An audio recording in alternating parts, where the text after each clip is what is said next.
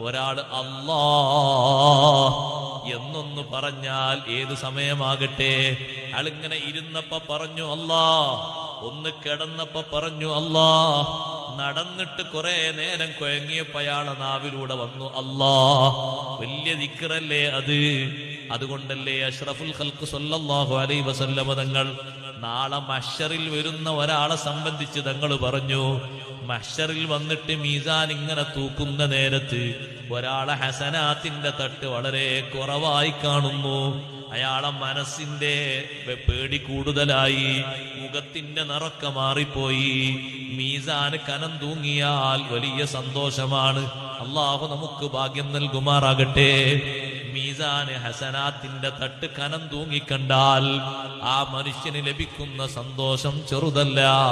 ഹസനാത്തിന്റെ തട്ട് ഇങ്ങനെ കനം കുറഞ്ഞ് തിന്മയുടെ തുല